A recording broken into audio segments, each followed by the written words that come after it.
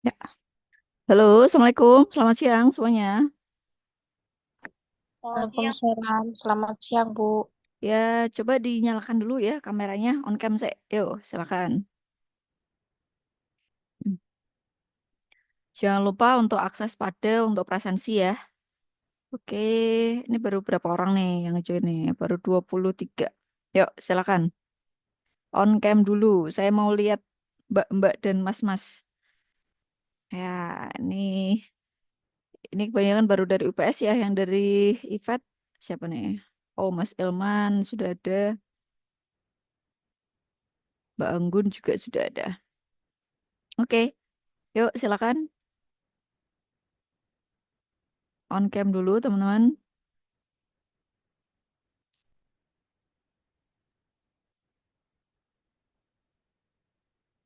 Oke,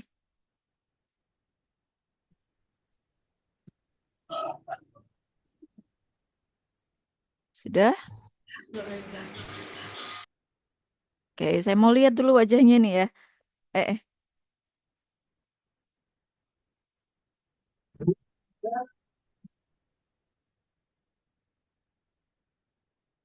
Oke, ya sebagian sudah on cam ya. Terima kasih. Kita mulai ya. Bismillahirrahmanirrahim.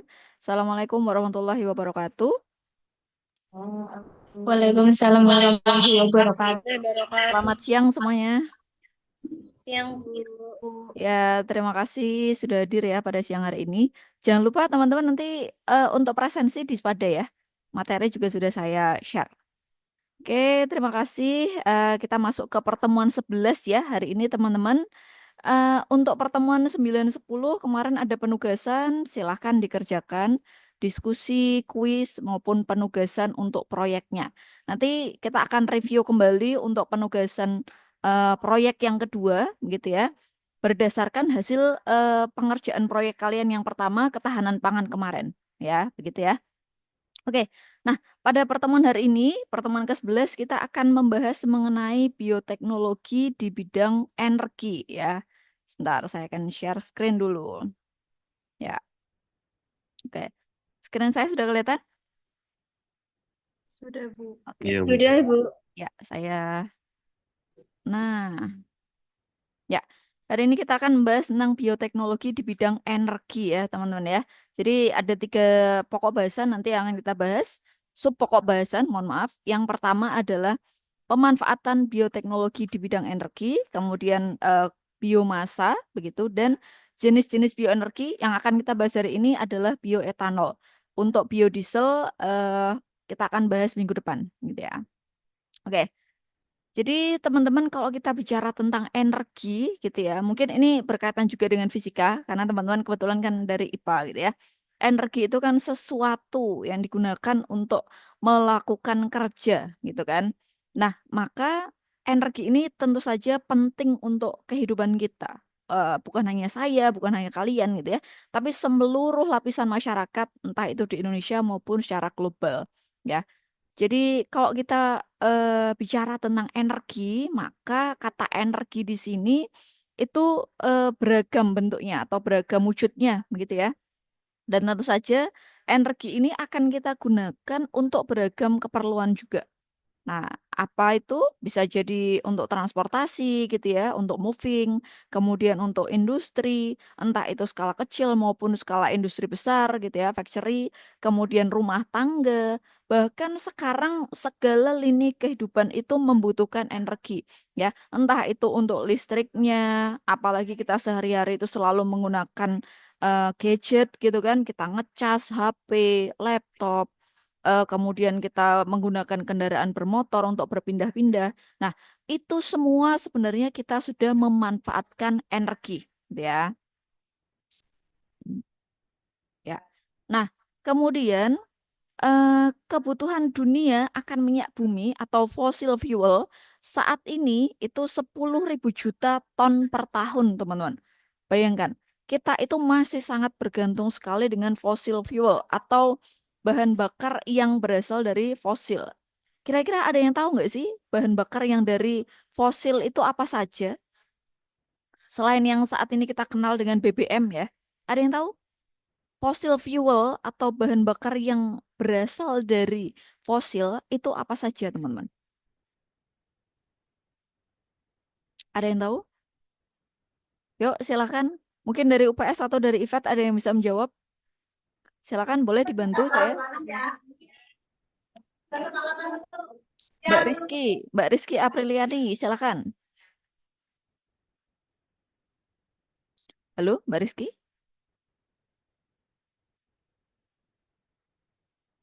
Halo, adakah?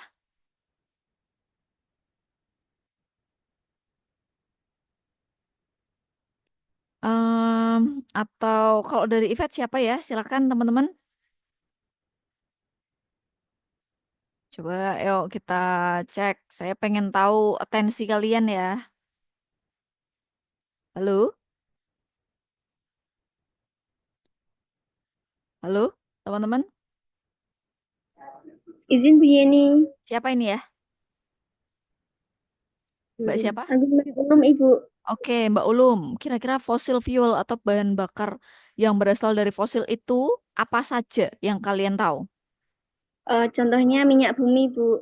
Minyak Minyak bumi, bumi, batu betul yang bara, kita pakai. Batu bara, minyak bumi, terus dan LPG termasuk tidak Bu? LPG. LPG bisa, bisa sih, bisa, bisa. Tapi yang bentuknya cair dan padat dulu coba.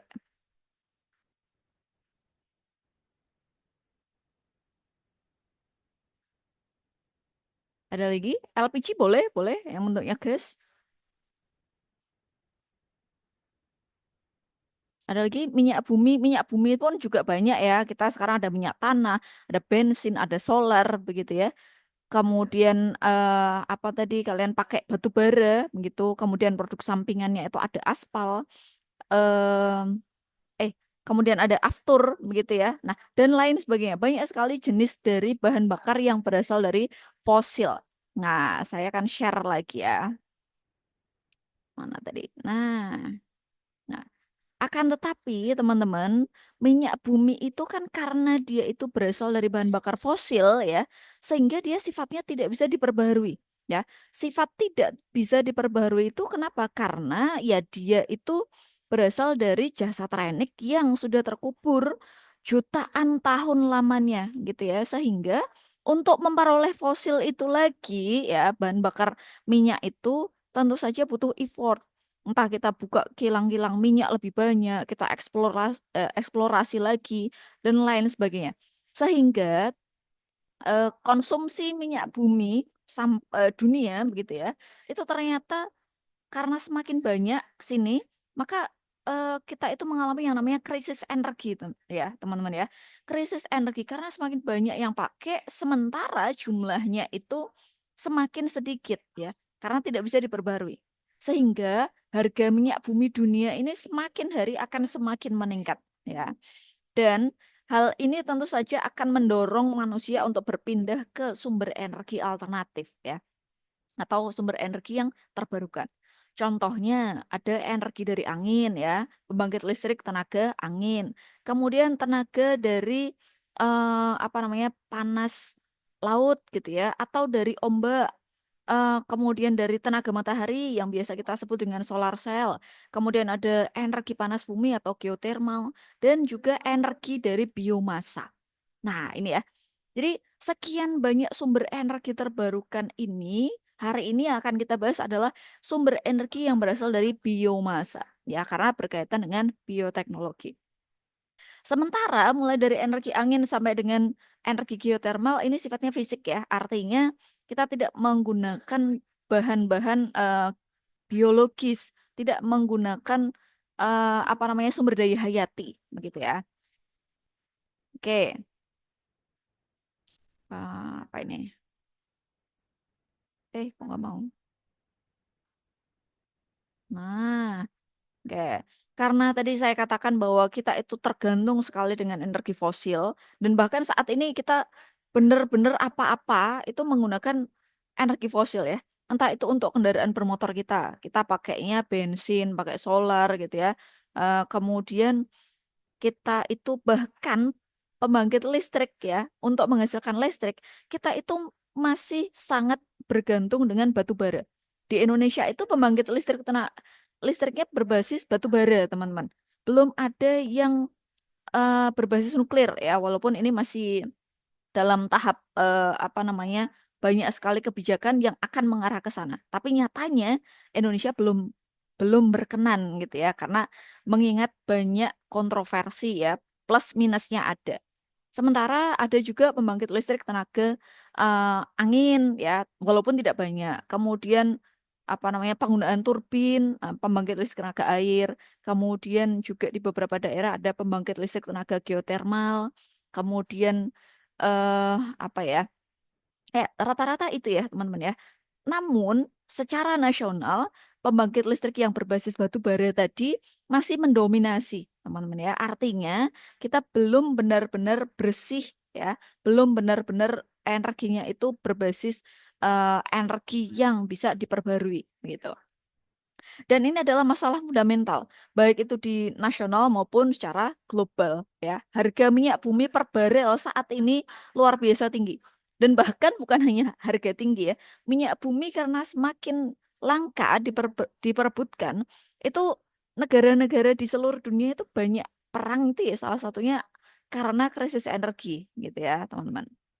Nah, karena adanya ancaman ketahanan energi tadi, ya, maka fossil fuel yang awalnya berbasis fosil, bahan bakar fosil, kita mulai beranjak ke bahan bakar alternatif dan biofuel atau bahan bakar yang berasal dari agen hayati.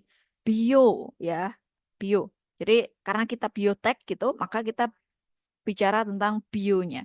Nah, kemudian dominasi fosil fuel di Indonesia itu masih sangat tinggi, 90%, 95, bahkan mungkin lebih ya. Maka untuk mengatasi ini ya kita harus mulai mencari alternatif gitu ya. Dan pemerintah sendiri ada kebijakan namanya RUEN, teman-teman. Rencana Umum Energi Nasional. Nah, dalam rangka meningkatkan peran energi terbarukan, ya sumber yang alternatif tadi, baik itu bio maupun fisik gitu kan, yang mungkin pada tahun 2025 nanti kita minimal itu bukan di tahap 5%, tapi mencapai 23%. Dan di tahun, maaf nih angkanya kelebihan ya, 2030 kita mencapai 32%. Angkanya sedikit demi sedikit dinaikkan ya. Tapi tentu saja ini masih kebijakan ya. Kita harapkan nanti kita bisa berubah ke sana. Ya, oke. Kemudian, nah, minyak nasional, teman-teman. Jadi secara nasional di Indonesia kita itu tadi 95% ya, masih tinggi sekali konsumsi bahan bakar berbasis minyak ya. Bahan bakar fosil khususnya. Sementara konsumsi meningkat, ternyata produksi itu menurun. Kenapa? Karena ya kita tahu lah ya, karena semakin langka, semakin ke sini fosil fuel itu akan semakin sulit untuk diperoleh. Kemudian kita harus berpindah ke energi alternatif. Salah satunya adalah yang berasal dari bahan bahan bakunya adalah hayati gitu ya, baik itu nabati maupun hewani. Nah, contohnya apa? Sumber yang berasal dari bio tadi ya, itu nanti bisa menjadi biodiesel maupun bioetanol. Nah, biodiesel itu biasanya untuk bahan bakar minyak diesel untuk beberapa kendaraan berbasis diesel, sementara kalau bioetanol itu sebagai pengganti bensin. Oke. Nah, oke, kita bicara tentang bioenergi, teman-teman. Jadi, bioenergi ini cakupannya cukup luas ya. Pokoknya, energi yang berasal dari biomasa. Nah, itu disebut dengan bioenergi. Biomasa itu apa, Bu? Biomasa itu ya massa yang berasal dari biologis gitu ya, atau hayati. Nah, penggunaan bioenergi, contohnya bioetanol, perlu dibarengi dengan adaptasi bahan bakar, teman-teman. Jadi nanti kalau kita pakai bioetanol atau biodiesel gitu, sebenarnya saat ini yang ada di Indonesia itu tidak pure benar-benar bioetanol. Mereka masih campuran ya, campuran antara eh, fossil fuel dengan biofuel. Jadi belum yang benar-benar semuanya itu dari biodiesel atau bioetanol. Nah, jadi proses untuk memperoleh bioenergi, khususnya pada biodiesel maupun bioetanol, itu ada yang namanya reaksi transesterifikasi, teman-teman ya. Transesterifikasi itu adalah sebuah reaksi atau proses begitu ya, di mana minyak yang berasal itu dari nabati maupun dari lemak hewani ya dicampur dengan metanol ya, berarti kita menggunakan alkilnya itu adalah metanol, menghasilkan metil ester asam lemak atau biodiesel yang memiliki viskositas rendah ya. Viskositas rendah itu maksudnya adalah kekentalannya rendah ya. Dia cenderungnya encer ya. Karena sudah dipisahkan dengan gliserol. Nah, gliserol itu yang sifatnya dia agak menggumpal. Sementara biodiesel maupun bioetanol yang kita harapkan itu nanti ya encer gitu ya. Karena akan kita gunakan untuk bahan bakar kendaraan maupun juga untuk beragam aktivitas yang lain. Nah, kalau kita bicara tentang bioenergi, ada yang namanya biodiesel. Nah, biodiesel itu mirip nanti dengan bioetanol ya. Dia sifatnya ramah lingkungan ya karena tidak terlalu banyak menghasilkan zat buang, gas buang ketika proses pembakaran ya di kendaraan bermotor itu tidak terlalu banyak menghasilkan CO2 maupun CO ataupun beberapa logam berat lainnya, misalkan timbal gitu ya, dan sifatnya tidak beracun serta bisa diurai secara biologis. Kemudian eh, biodiesel ini maupun bioetanol, teman-teman, walaupun dia ramah lingkungan, tapi saat ini belum secara komersial benar-benar diproduksi skala besar ya. Artinya bahkan Pertamina pun juga belum yang bisa berinvestasi besar-besaran gitu ya. Karena apa? Karena produksinya itu membutuhkan biaya yang cukup tinggi. Bukan pada prosesnya, melainkan pada substrat atau bahan baku untuk menghasilkan si bioetanol maupun biodiesel ini. Ya, contohnya dari jagung. Jagung itu harganya masih tinggi, gitu ya, cukup tinggi. Karena di Indonesia masih digunakan sebagai sumber pangan, gitu ya. Kemudian di negara Brasil, contohnya, mereka sudah mulai menggunakan apa namanya dari molase atau dari gula. Kok gula? Apa namanya? Tebu gitu ya, dari tebu. Nah, kemudian biodiesel dan bioetanol saat ini ya, kalau saya bilang memang produksinya belum melimpah seperti untuk memproduksi bahan bakar dari fosil ya. Jadi masih skala penelitian dan UKM. Pertamina juga sudah mulai banyak mengembangkan di ESDM atau di Kementerian ESDM, tetapi memang belum yang bisa digunakan secara meluas ya karena harganya cukup mahal. Oke. Nah, kita tadi sepakat ya bahwa bioenergi itu, biodiesel, bioetanol itu diperoleh dari biomasa ya. Jadi biomasa itu apa? Biomasa adalah material biologis sebagai sumber bahan bakar ya, baik secara langsung maupun diproses melalui teknik konversi energi biomasa. Ya, biomasa itu apa? Buahnya, teman-teman ya. Pokoknya segala macam yang dari agen hayati itu disebut dengan biomasa. Kayu, limbah tanaman, limbah buah-buahan gitu ya, tepung-tepungan, kemudian sampah rumah tangga yang sifatnya organik, kemudian limbah pertanian, bahkan limbah dari hutan itu ya, semuanya disebut dengan biomasa. Ya. Kalau orang zaman dulu, teman-teman, menggunakan biomasa ini langsung. Jadi kita masak gitu kan, pakainya kompor kayu, ya. Itu kayu itu biomasa atau sekam padi. Nah, itu juga biomasa, ya. Jadi itu adalah proses kita menggunakan biomasa secara langsung. Atau apa ya? Kalau dulu ada yang namanya eh briket ya, briket arang gitu kan. Itu juga berarti kita menggunakan prosesnya secara langsung. Nah, jadi kita biomasa kita paketkan gitu ya, dibentuk menjadi sebuah paket begitu.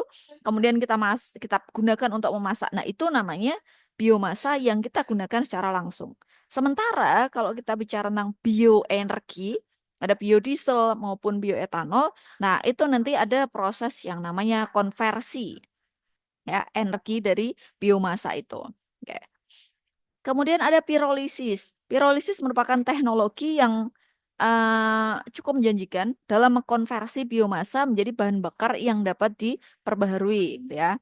Ini adalah metode termokimia di mana limbah biomasa ini, bentar, ya, limbah limbah biomasa, ya, biomasa yang dari manapun tadi kita konversi menjadi bahan bakar.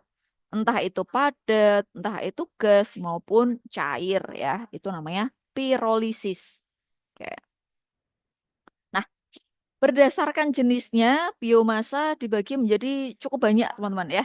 Seperti yang saya sebutkan tadi, ada limbah tanaman yang tumbuh di daratan. Nah, kira-kira kalau dari tumbuhan yang hidup di daratan, apa saja teman-teman ya? Limbah tanaman yang tumbuh di daratan. Coba, ada yang tahu? Biomasa tadi saya katakan apapun yang berasal dari agen hayati. Yuk, limbah tanaman yang berasal dari daratan, yang tumbuhnya daratan. Apa? Ada, teman-teman? Dari UPS yuk, silakan Mbak Sapna Putri. Halo, Mbak Sapna ada? Halo, Mbak Sapna?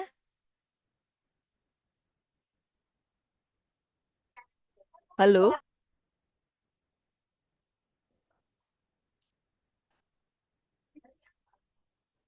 halo, Mbak Sapna? Mbak Sapna ada? Mbak Haifa? Izin menjawab, Bu. Oke, silakan Mbak. Tanaman Untuk yang tumbuh di daratan. tanaman dari daratan seperti jagung, padi, Bu. Kayak gitu, Bu. Oke, iya betul betul. Jagung padi itu punya limbah ya. Contohnya kayak misalkan kita panen padi itu kan ada jerami ya. Nah, jerami itu adalah limbah biomasa atau limbah tanaman yang tumbuh di daratan. Kemudian apa namanya tongkol jagung ya, kemudian kulitnya. Nah, itu kan limbah tanaman ya. Oke, terima kasih Mbak Eva. Next, kita ke tanaman air. Di air juga ada ya alga dan lumut gitu ya.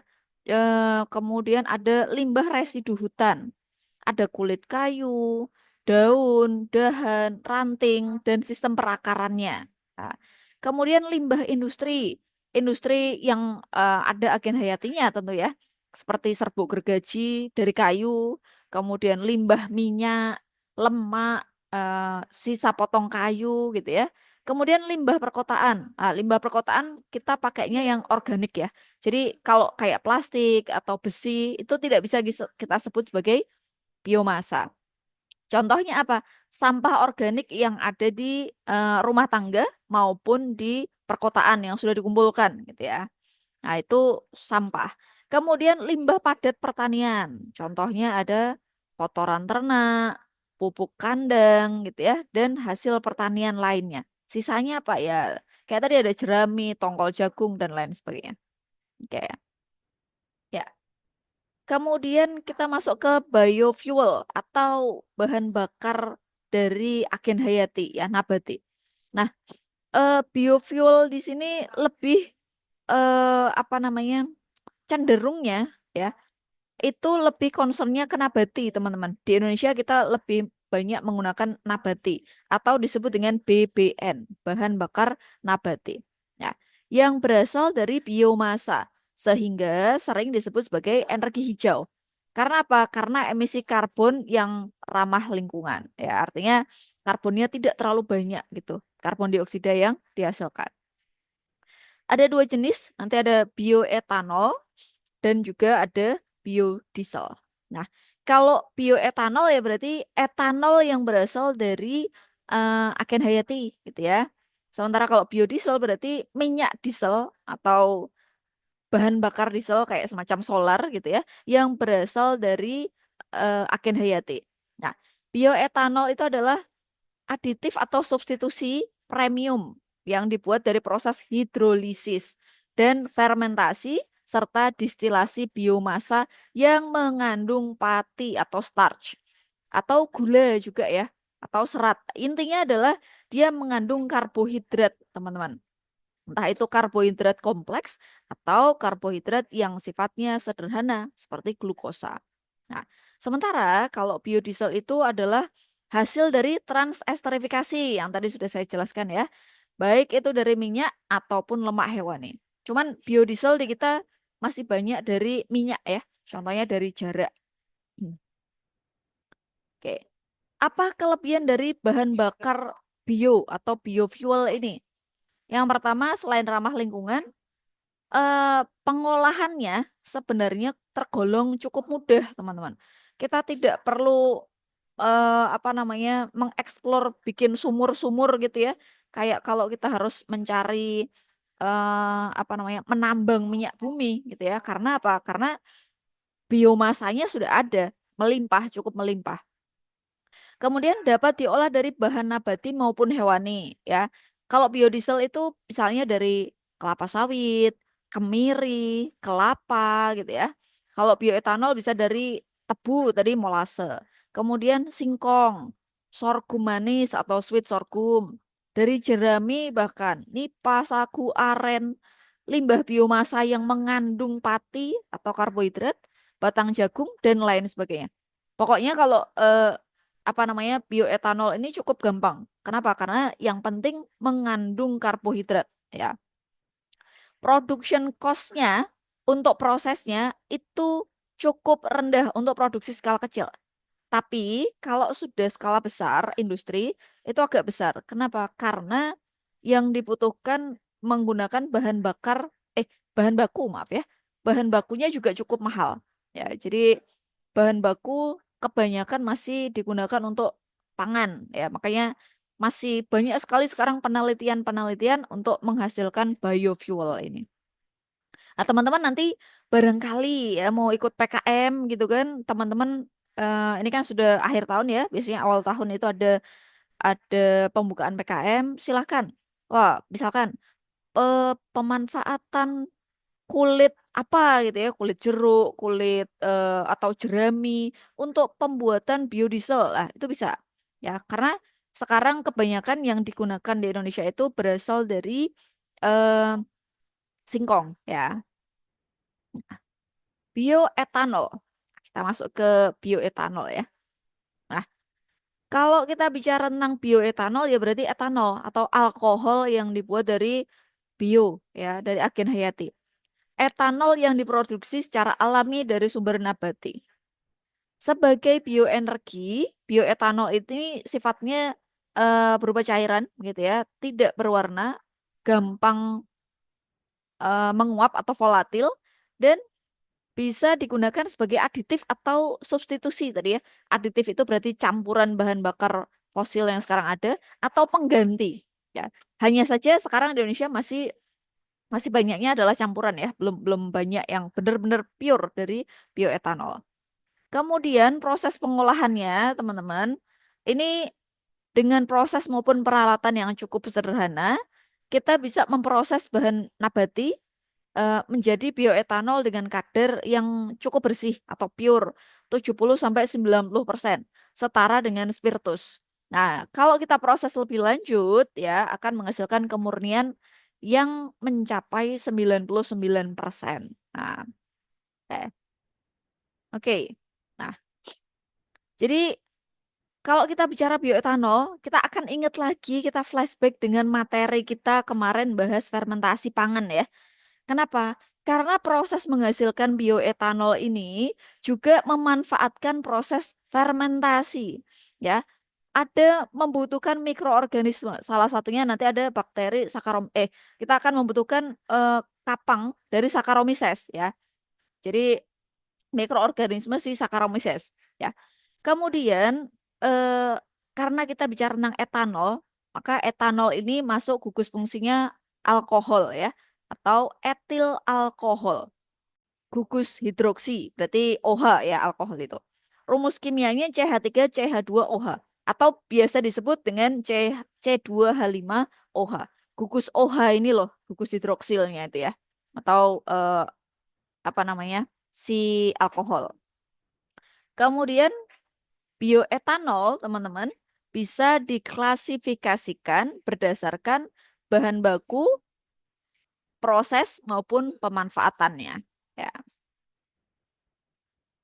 Oke, kita masuk ke klasifikasi bioetanol. Sebelum saya jelaskan lebih lanjut, teman-teman ada yang mau ditanyakan nggak ya? Kayaknya biar nggak terlalu cepat gitu. Barangkali penjelasan saya terlalu cepat. Halo, ada yang mau ditanyakan? Adakah? Oke, Belum. saya harapkan sih teman-teman ini benar-benar nyimak ya. Karena di akhir nanti saya akan berikan refleksi, kuis ya singkat lah dan wajib dijawab. Sebelum saya lanjutkan, ada yang mau ditanyakan? Halo, Belum ada, Bu. belum ada ya. Sebentar, saya tak ganti namanya kok di sini.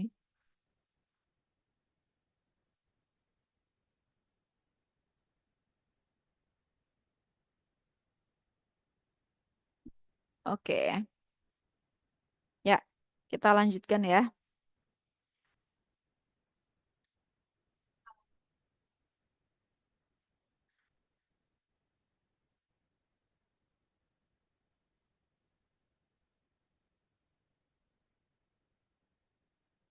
Mana nih? Oke, oke. Ya, kita masuk ke penggolongan bioetanol ya, berdasarkan bahan baku untuk pembuatan dan juga prosesnya. Ada yang namanya eh, apa namanya etanol sintesis dan etanol alami. Oh maaf maaf maaf, saya salah ngetik ya ini ya. Bukan etanol sintesis. Ah, ya. Ada etanol alami dan etanol sintesis. Nah, kalau etanol alami itu berasal dari pengolahan bahan baku ya alami, artinya tadi dari bio begitu ya. Maka nanti produknya disebut dengan bioetanol.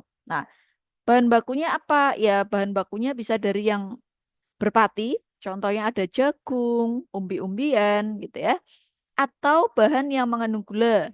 Contohnya tadi molase tebu, sorghum, aren gitu ya, atau yang berserat, serat atau si lignin ya. Ada sekam, kemudian tongkol jagung, kulit kakao, kopi gitu. Ya. Kemudian ada juga etanol sintesis. Nah, kalau sintesis berarti dibuat gitu ya. Disintesis dari bahan baku dan ini biasanya dilakukan di laboratorium ya. Entah itu dari minyak mentah maupun gas. Nah, kemudian berdasarkan sumber bahan bakunya, tadi kita juga sudah bahas ya, yang alami untuk bioetanol itu ada 3 jenis. Ada dari sugar atau sumber gula, nanti molase, tebu-tebuan. Kemudian sumber bahan berpati, ya, itu contohnya ada jagung, umbi-umbian tadi ya. Kemudian dari bahan yang berserat, ada selulosa. Nah, biasanya dari kayu, serat kayu gitu ya. Hanya saja, teman-teman, saat ini untuk pemrosesan yang bahan berserat itu cukup sulit ya, dan biasanya prosesnya lebih panjang begitu, sehingga sumber bahan yang berserat ini sekarang cenderung dihindari untuk proses pembuatan bioetanol. Nah, paling banyak dan paling gampang prosesnya itu yang berasal dari gula, sumber gula. Kenapa? Karena dia sudah sederhana, sudah glukos ya. Jadi rantainya sudah pendek. Tidak perlu kita eh, apa namanya gunakan proses yang panjang. Tapi kalau yang dari bahan berpati ini prosesnya agak panjang nih nanti.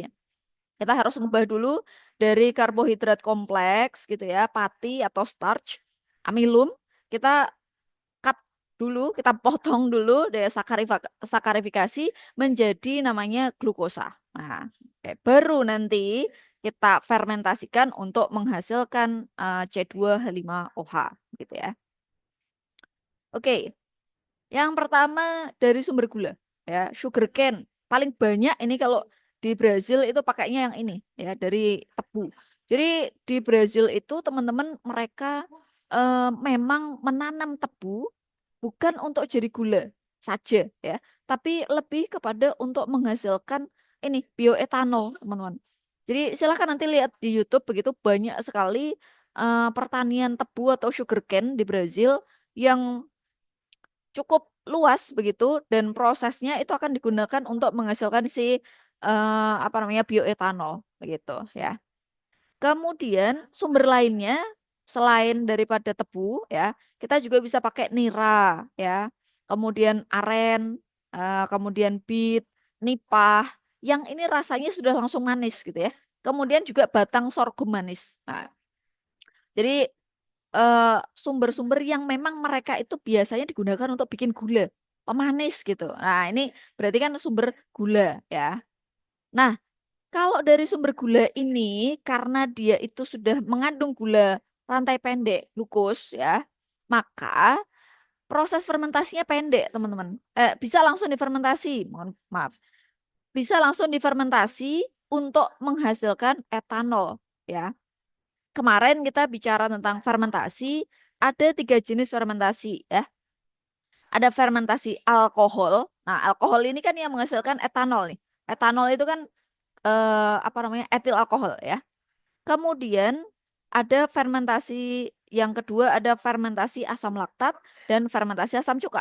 Nah, kalau di sini berarti kita pakainya fermentasi alkohol gitu ya. Nah, bahan baku yang paling sering digunakan di Indonesia itu bukan molase, bukan dari tebunya, tetapi dari sampingan pabrik gula. Apa? Ya, hasil sampingan dari tebu tadi ya. Jadi sisanya gitu itu kita gunakan untuk bikin bioetanol. Namanya molasses. Bukan molase, tapi molasses ya. Nah, cukup banyak ini di Indonesia ya karena memang kita juga banyak yang memproduksi gula. Mudah didapat, kemudian tidak membutuhkan banyak perlakuan awal, cukup gampang juga disimpan gitu ya. Hanya saja kalau kita pakai yang molasses, bukan yang molase, itu sebelum kita akan fermentasikan, sebelum dipabrikasi gitu ya, itu akan diukur dulu total sugar as invertnya atau TSAI. Nah, TSAI ini eh, harus lebih dari 52%, teman-teman. Kenapa? Karena kalau lebih rendah dari itu, maka nanti kadar etanol yang dihasilkan itu rendah, entah dari jumlahnya maupun kadarnya. Maka karena ini nanti kan masuk ke proses produksi di industri ya, maka ya harus di make sure dulu, harus dipastikan dulu bahwa oh ini layak tidak gitu ya untuk kita olah lebih lanjut begitu ya. Kemudian selain tebu kita ada aren ya atau Arenga pinnata. Nah, di Indonesia cukup banyak ini ya aren ini. Eh, dan produktivitasnya juga cukup tinggi gitu. Bisa ditanam di beragam tempat, bahkan untuk reboisasi juga bisa. Nah, nira aren dibikin alkohol itu kalau di Indonesia sudah sejak lama ya. Orang-orang terdahulu itu sudah tahu, oh ini nira dari aren itu bisa kita ubah menjadi alkohol dengan proses fermentasi. Gampang itu, cuma tinggal dikasih ragi ya, kita fermentasikan kayak bikin apa namanya tape gitu ya, sudah jadi alkohol. Tapi ya kalau proses yang sesederhana itu ya kita nanti harus ukur kadarnya. Oh ini hasilnya berapa sih kadar alkohol yang dihasilkan gitu. Ya, rata-rata tanaman palem-paleman lah ya. Ya si palem-paleman itu menghasilkan cukup banyak gula. Ya, ini apa namanya nira, kemudian aren, lontar gitu ya. Kemudian ada juga siwalan gitu. Ya. Kemudian ada juga sweet sorghum, teman-teman. Ada yang pernah lihat sweet sorghum secara langsung? Atau mungkin di daerahnya ada yang nanam sorghum, teman-teman? Kalau di kita rata-rata sorghum itu dipakainya malah untuk pakan burung ya. Ya. Ya, bentuknya kayak gini ya. Jadi eh, sedikit berbeda dengan apa namanya jagung. Kalau jagung itu kan dia ada kulitnya. Nah, kalau ini kecil-kecil berbulir gitu, tapi nggak ada kulitnya ya. Dan yang dipakai adalah yang sweet sorghum, sorghum yang manis ya, karena dia memiliki kandungan gula yang cukup tinggi. Di Indonesia tidak banyak yang nanam sweet sorghum ini ya. Tapi kalau di Amerika Latin kayak Brazil, kemudian ada juga di Afrika dan Cina, Itu cukup banyak yang nanam sorghum ini ya. Kemudian kalau di negara Cina itu sudah punya varietas sweet sorghum yang gede-gede gitu, yang batangnya tingginya 5 meter, kemudian kandungan gulanya juga tinggi. Jadi kalau mau dibikin bioetanol itu ya apa ya, hasilnya bagus gitu ya. Per hektar sweet sorghum bisa menghasilkan kurang lebih 7.000 liter bioetanol ya. Jadi per hektar itu berapa banyak, berapa kilo gitu kan. Maka nanti ketika diproses akan menghasilkan kurang lebih 7.000 liter ya. Tapi ini juga tergantung dari apa ya, dari jenis sweet sorghumnya, kemudian rusak atau tidak begitu ya teman-teman ya. Bioetanol dan ini juga apa namanya? Bioetanolnya belum yang pure, tapi masih yang kadarnya cukup rendah. Oke, nah ini ya. Potensi etanol dari bahan baku sumber gula. Nah, tadi ada molasses atau tetes tebu, ya. Dari tebunya, dari nipah, sweet sorghum, dan aren. Nah, ini. Kalau per ton per hektarnya, per tahun itu sekitar 3,6. Maka hasil alkoholnya ada untuk tetes tebu, itu ada 270 liter per ton, ya. Ada 270. Kemudian hasil alkohol per liter per hektar per tahun itu sekitar 973. Nah, ini banyak sekali ya untuk yang tetes tebu. Kemudian kalau dari hasil ini yang paling banyak ternyata aren gitu ya. Aren karena dari dulu memang aren ini sudah dipakai untuk menghasilkan alkohol. Cuman ya di Indonesia aren belum belum terlalu banyak digunakan. Masih lebih fokus ke tetes tebu ya. Atau nanti kita akan gunakan bahan yang kedua ya, bahan baku kedua. Nah, ini kalau untuk yang sumber gula paling banyak di Indonesia yang dipakai ini tetes tebu. Oke. Nah, kita pakai bahan baku yang jenis kedua ya, yaitu bahan baku sumber pati. Nah, pati itu apa, teman-teman? Kalau teman-teman sudah pernah belajar di biokimia tentang karbohidrat, pati itu apa sih?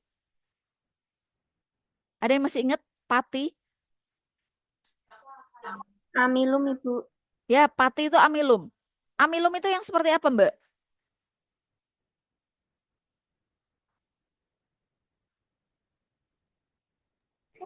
Masuk dalam jenis karbohidrat polisakarida, Bu. Oke, benar sekali. Makasih Mbak Ulum ya.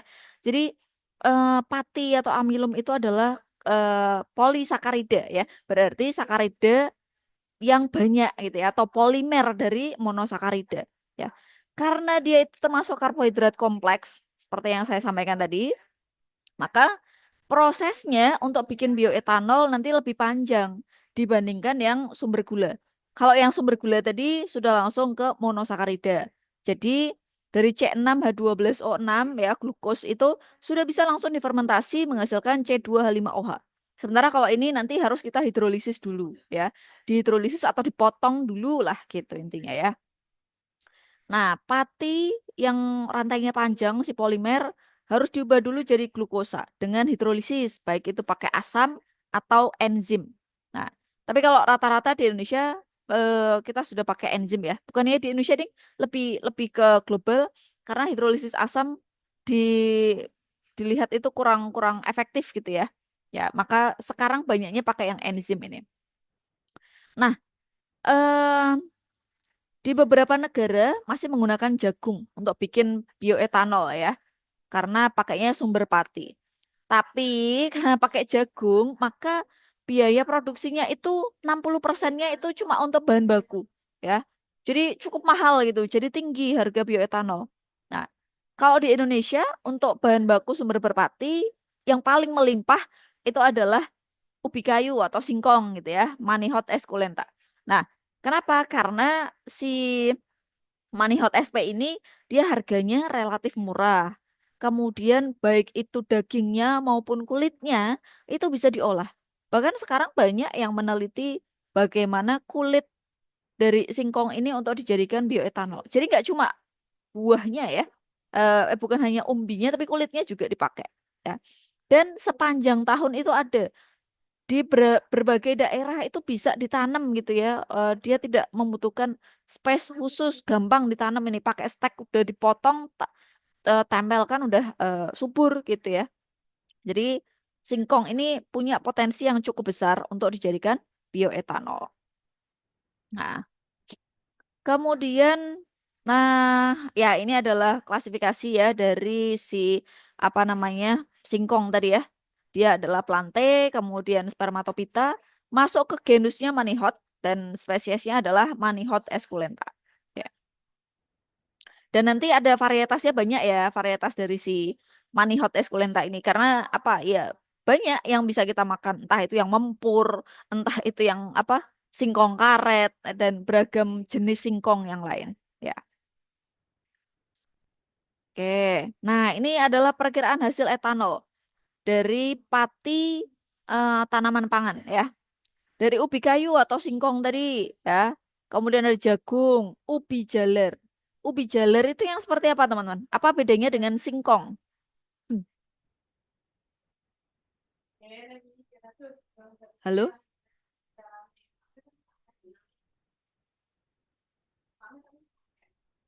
Ada yang tahu ubi jalar?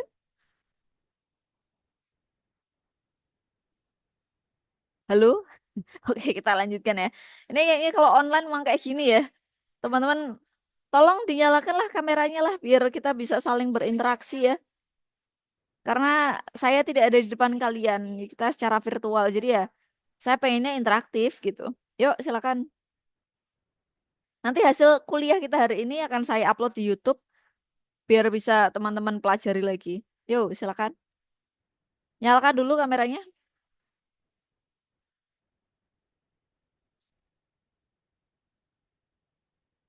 Halo?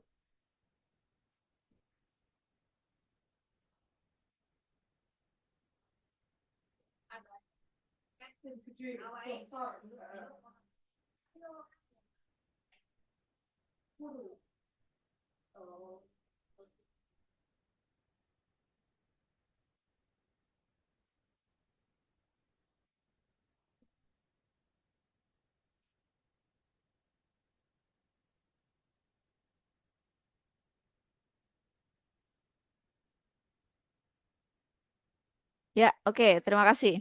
Nah, ini tanaman pangannya beragam ya. Ada ubi kayu, jagung, ubi jalar, sampai sweet sorghum. Nah, etanol yang dihasilkan itu untuk ubi kayu misalkan ya. Ini 180 liter. Kemudian kalau yang produktivitasnya 40, umur panennya kurang lebih 9 bulan gitu ya. Ternyata kalau yang etanol yang paling banyak menghasilkan itu adalah ubi kayu dan juga jagung ya. Cuman kalau jagung tadi walaupun dia banyak menghasilkan etanol itu harganya cukup tinggi ya, maka banyak yang beralih ke ubi kayu. Oke. Kemudian pembuatan bioetanol. Kita akan masuk ke prosesnya.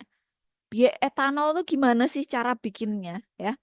Jadi kalau kita bicara tentang bioetanol, pasti di dalamnya ada proses yang namanya fermentasi nanti ya. Jadi menggunakan eh, apa namanya mikroorganisme. Nah, dengan bahan baku dan proses pengolahan yang berbeda akan menghasilkan kadar etanol yang beda pula. Nah, etanol tuh biasanya dipakai buat apa sih ya? Alkohol, etanol kalau kita di lab tuh kan pasti pakai ya. Etanol 70%, 80, 90% gitu ya. Jadi etanol selain dipakai di lab, itu juga digunakan untuk industri farmasi ya sebagai pelarut. Nah, kemudian juga sekarang kita gunakan bioetanol ini untuk bahan bakar. Entah itu sebagai bahan tambahan atau pure pengganti bahan bakar fosil ya. Nah, yang biasa dipakai kalau untuk industri maupun bahan bakar itu yang kadar alkoholnya, si etanolnya ini kadar alkoholnya sudah tinggi ya antara 95 sampai 99%. Nah, jadi kalau nanti kita menghasilkan etanol gitu ya, mau memprosesnya, maka etanol itu harus anhidrus atau hidronya itu dihilangkan atau airnya itu dihilangkan ya, kering, benar-benar kering. Kenapa? Karena kalau kita jadikan bahan bakar ya, Maka ketika ada unsur air di dalam etanol itu, maka bisa menyebabkan korosi. Ya, korosi itu apa? Korosi adalah eh, apa namanya? Perkaratan gitu ya. Karena apa? Karena di dalam kendaraan bermotor kita itu kan rata-rata dibuatnya dari logam ya, bahan bahan untuk pembuatannya ya itu logam. Maka tidak boleh ada air yang dimasukkan. Nah, mencegah korosi. Oke. Nah, untuk pembuatan bioetanol kita apa namanya dari bahan baku yang berpati tadi, maka perlu adanya konversi karbohidrat dulu, karbohidrat kompleks menjadi gula sederhana ya atau glukosa. Nah, glukosa bisa dibuat dari pati-patian ya dan prosesnya bisa dibedakan berdasarkan zat pembantu. Tadi ada hidrolisa yang asam maupun yang enzim. Nah, lalu gimana Mbak Limatus? Ada yang mau ditanyakan? Oh, enggak ya. Oke, nah ini ya. Dalam proses konversi karbohidrat kompleks tadi menjadi glukosa, ya, dilakukan penambahan air dan juga enzim. Kemudian diragi atau difermentasikan, ya, untuk eh, menghasilkan etanol. Dengan apa? Ya, nambahin ragi atau yeast gitu ya. Jadi ini adalah dari karbohidrat eh, kompleksnya dulu, kemudian kita tambahin dengan enzim kemudian akan menghasilkan glukosa. Ya, kita pecah lah gitu. Ya, N itu kan jumlahnya, ya, jumlahnya yang cukup banyak. Kemudian setelah jadi glukosa C6H12O6 dan jumlahnya banyak, ya, kita tambahkan yeast atau ragi yang mengandung kapang, ya. Di dalamnya ada sebagian adalah Saccharomyces cerevisiae, ya. Untuk menghasilkan apa? C2H5OH plus CO2. Nah, ini teman-teman ada hasil sampingannya. Selain dari etanol, proses ketika nanti bikin bioetanol itu pasti menghasilkan CO2. Nah, CO2 ini harus dihilangkan. Kita nggak butuh itu di dalam bioetanol kita gitu.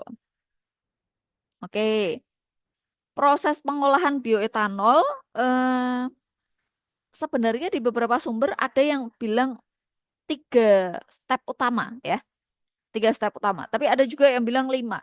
Tapi sebenarnya sama saja ya. Yang pertama, itu harus kita persiapkan dulu bahan bakunya.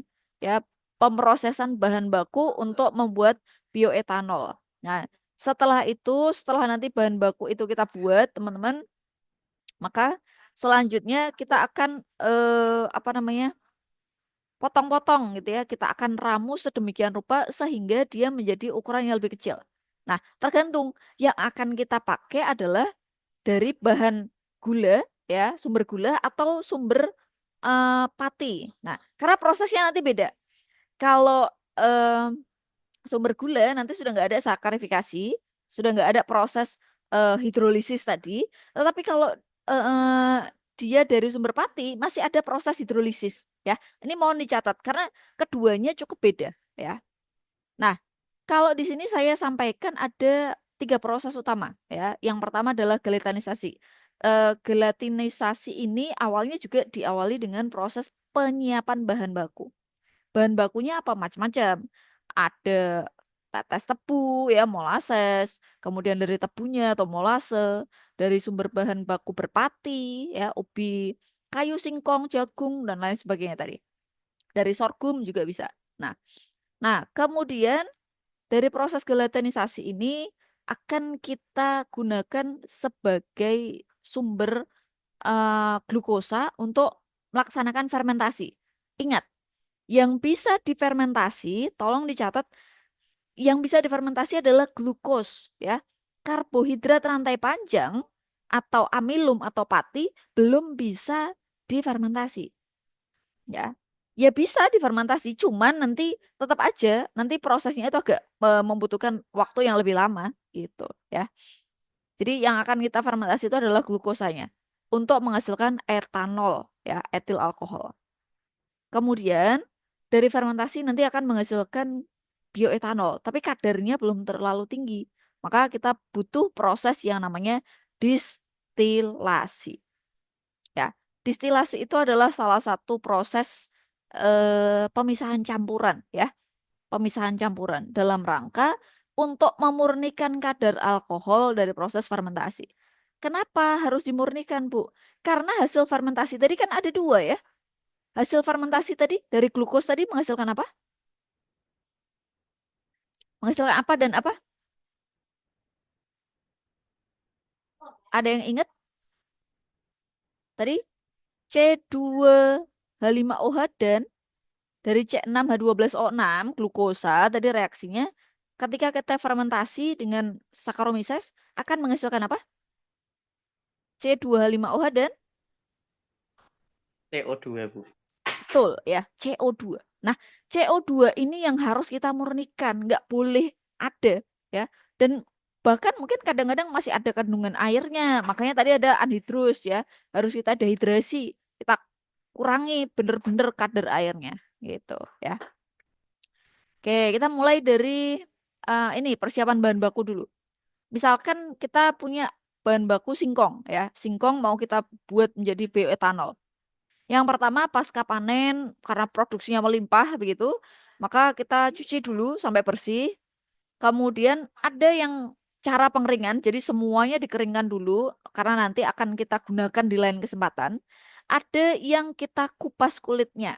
Nah, jadi ada yang langsung, ada yang kita gunakan atau kita simpan dulu gitu ya. Karena bisa jadi tidak langsung setelah panen itu kan semua bahan baku langsung kita pakai untuk produksi ya. Maka ada yang disimpan. Nah, kalau yang proses langsung maka ada yang kita kupas kulitnya. Ada juga yang langsung kok. Mereka tidak perlu dikupas kulitnya langsung di apa namanya gunakan juga bisa. Nah, ada yang di pop diparut gitu ya dengan gruter, ada yang di slicer. Di slicer tuh dibikin potongan tipis-tipis gitu ya, kayak chip gitu loh, kayak keripik. Nah, itu juga ada. Nah, kalau kita parut dengan gruter, maka nanti bisa langsung diproses. Ada juga yang kemudian dia dikeringkan, jadi nanti hasilnya semacam kayak tepung gitu, tepung singkong yang kasar. Biasanya kadang kayak gini tuh bisa tepung singkong kasar ini kalau kita pakai juga di pasar kan ada ya. Atau apa namanya? Saya juga pernah bikin ini tepung singkong begitu ya. Tetapi prosesnya masih konvensional sekali gitu ya. Kemudian kalau yang chip singkong tadi ini biasanya kita akan keringkan dulu, kita keringkan gitu kan. Entah itu dengan matahari atau diangin-anginkan. Terus jadi keripik singkong. Setelah itu proses ini, bahan baku ini kalau tidak langsung dipakai ya berarti akan kita simpan, kita packaging ya, kita karungkan. Nah, kalau langsung dipakai ya berarti nanti akan masuk ke proses gelatinisasi. Oke. Ini persiapan bahan bakunya. Jadi ada yang dikeringkan, pure dari bahan mentahnya, ada yang dikupas kulit, potong-potong ataupun di gruter ya, diparut. Ya. Gelatinasi, gelatinasi. Nah, jadi gelatinasi itu adalah proses menghancurkan singkong, teman-teman, dan kita masak sehingga nanti jadi semacam gelatin gitu. Jadi kayak lengket-lengket gitu ya, kayak apa sih? Adonan, adonan yang mengandung gelatin. Nah, kandungan karbohidrat berupa tepung atau pati pada bahan baku singkong akan kita konversi ya menjadi gula kompleks menggunakan enzim alfa amilase ya. Prosesnya ada pemanasan dan atau pemasakan ya sampai menggunakan suhu tinggi. Waktunya nanti ada beberapa jenis ya. Ada yang pakai 90 derajat atau 130 derajat ya. Kemudian nah setelah ini dia akan mengental gitu kan. Jadi kayak bikin gula itu namanya gelatinasi ya kayak jelly.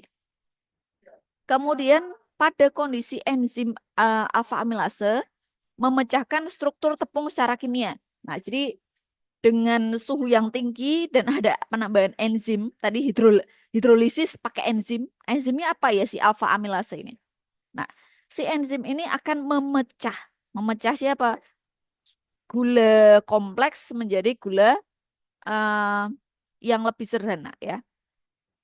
Kemudian proses likuifikasi selesai ditandai dengan parameter bubur yang diperoleh berubah menjadi lebih cair. Nah, jadi ketika kita sudah tambahkan air, kita masak gitu ya, kemudian kita panaskan, maka dia akan menjadi kayak sup gitulah.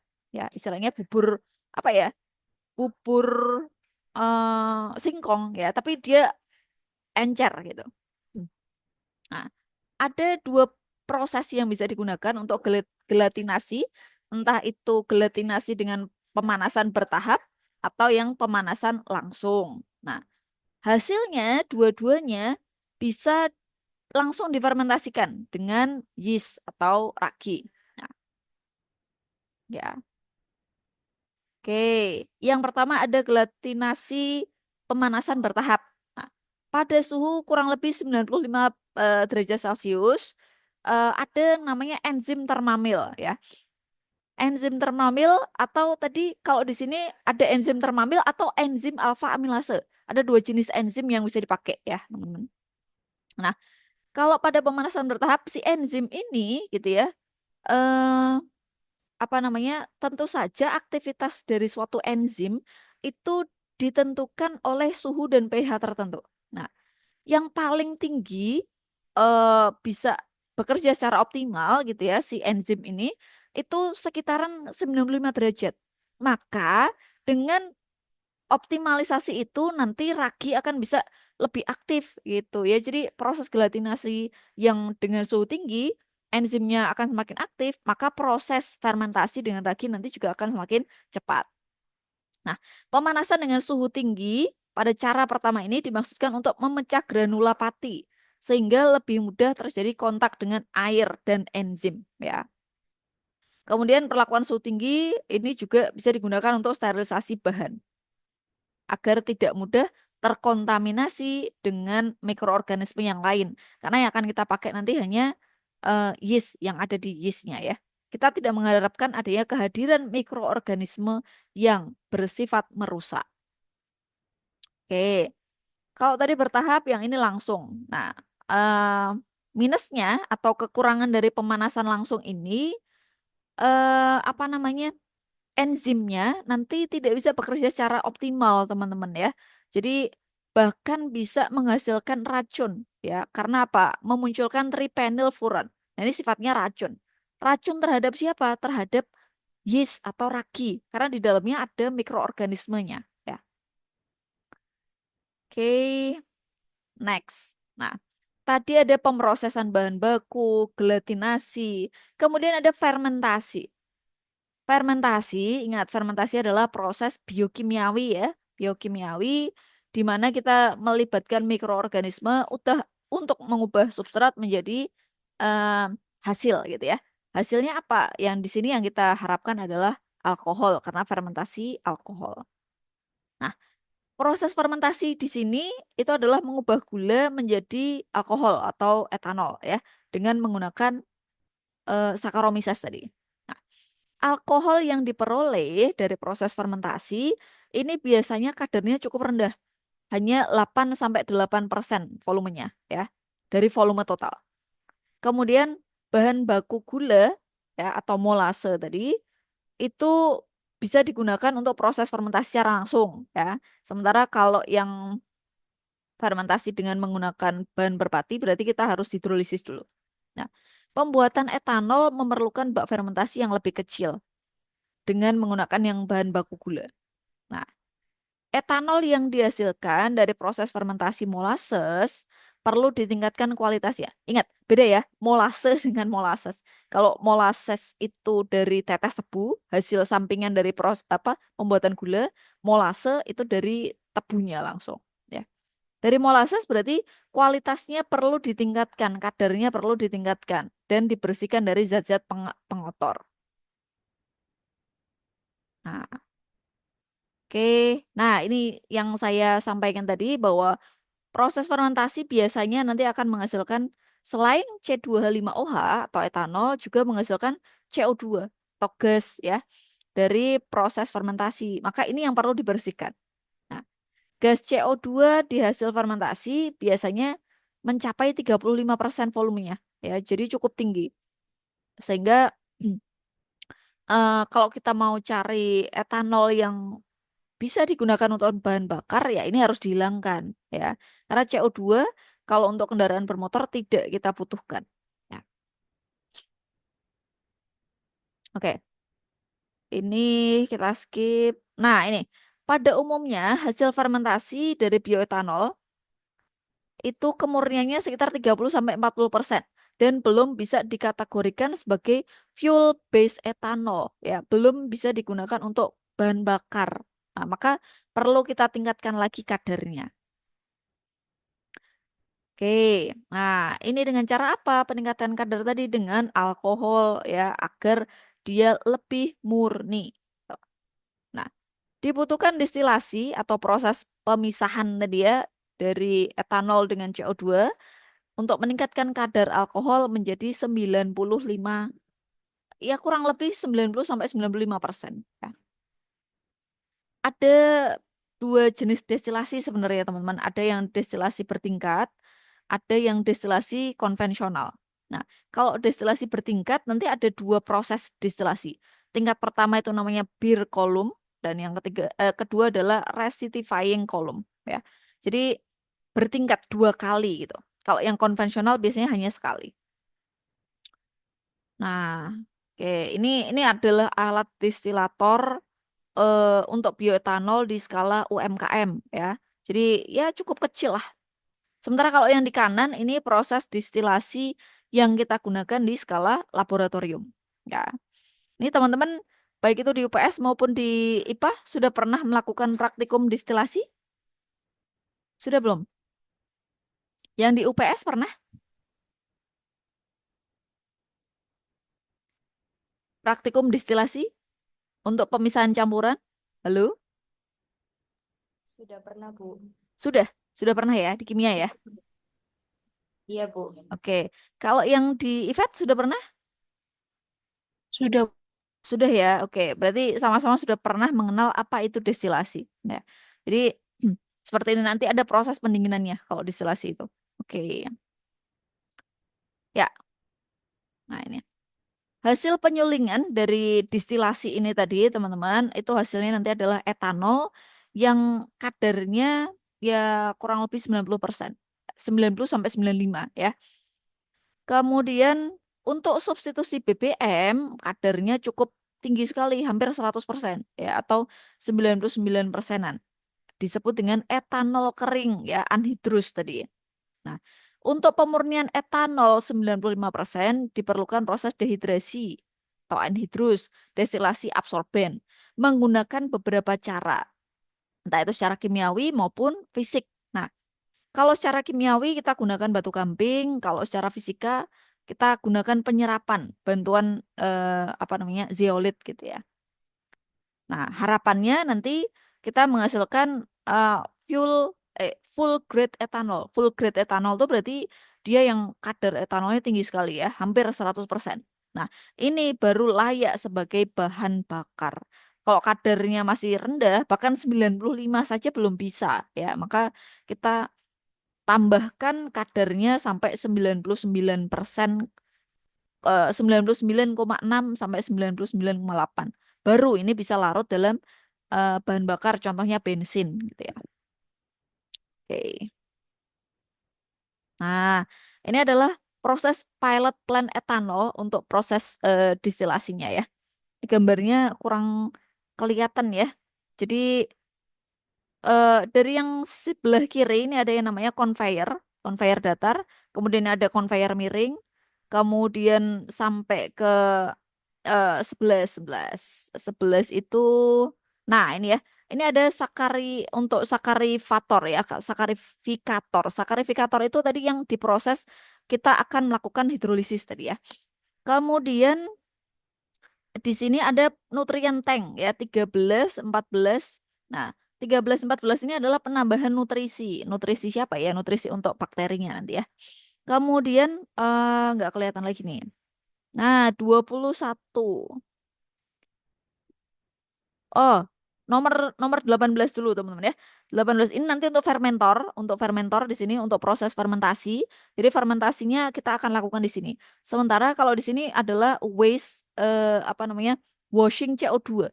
Washing CO2 itu berarti mengeluarkan CO2-nya. Kita akan hilangkan kadar CO2.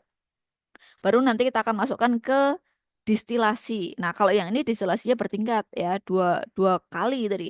21 itu ada di sini adalah bir kolom. Nah, di sini ada untuk distilasi tahap pertama. Kemudian 22 itu adalah outlet untuk mengeluarkan waste-nya gitu ya. Kemudian yang kedua yang mana ini ya? Ada kolom yang kedua nggak kelihatan. Oh, ini nih 24. 24 itu adalah yang saya sebutkan tadi ya, kolom yang kedua atau rectifier kolom ya, 24. Mana nih? 21. Ah, ini 24 ya. Jadi kolomnya ada dua. Nah, ini untuk proses distilasi. Oke. Baru setelah terakhir nanti baru kita loading untuk di apa namanya? 30 ini load kita untuk storage disimpan bioetanolnya, baru nanti kita akan distribusikan begitu ya. Ini adalah skema proses untuk pembuatan bioetanol. Mulai dari yang pertama conveyor, penyiapan bahan bakunya berarti ya, kemudian gelatinisasi, kemudian ada fermentasi di tabung fermentor. Tabung fermentornya harus besar sekali teman-teman, karena sekali produksi kan kita mau pakai apa namanya banyak gitu ya dalam skala produksi yang tinggi. Kemudian sampai ke destilasi dan ini ada storage-nya ya. Oke, baik. Sampai sini ada yang mau ditanyakan, teman-teman? Halo? Coba kalau saya tanya, berarti proses pembuatan etanol itu terdiri dari step apa saja, teman-teman? Step untuk pembuatan etanol itu apa aja? Ada 3 langkah, Bu. Ya, tambah satu langkah utama. Kalau di sana tadi saya tidak sebutkan, yaitu pemrosesan bahan baku ya, atau persiapan bahan baku. 3 itu apa aja, Mbak? Tadi, Mbak? Satu, gelatinasi. Yap. Yang kedua ada fermentasi. Dan yang terakhir destilasi. Ya, oke. Terima kasih ya. Ya, seperti itu ya. Jadi 3 ditambah satu, tapi satu itu adalah fokus juga. Kenapa? Karena bahan baku harus ada dulu ya sebelum kita proses ke gelatinisasi ya. Nah, ternyata di Indonesia walaupun bioetanol itu merupakan salah satu apa namanya cara ya untuk mendapatkan energi, bioenergi gitu ya alternatif, ternyata em, masih banyak kendala gitu ya, khususnya di negara kita. Ya, terkait dengan kebijakan gitu ya, kemudian ketidakpastian investasi gitu. Ya. Yang pertama, contohnya adalah rencana pengembangan lahan sumber bahan baku itu ternyata belum sinkron dengan pengembangan bioetanol di sektor energi. Jadi ada Kementerian Pertanian, yang satunya adalah Kementerian ESDM gitu ya. Itu belum klop. Yang satunya maunya menyiapkan ladang untuk bikin apa namanya untuk menanam singkong misalkan banyak gitu ya. Tapi di sektor energi di bidang ESDM-nya belum siap. Saya belum punya industri yang siap nampung ini ya. Atau bahkan saya belum nyiapkan Pertamina misalkan saya minta untuk bikin bioetanol, belum bisa. Jadi masih belum klop ya. Kemudian rencana maupun kebijakan pemerintah eh, juga belum sinkron dengan industri. Industri itu berarti swasta ya, swasta. Karena kalau di Indonesia kan memang Pertamina BUMN, tapi industri yang lain kan juga ada ya.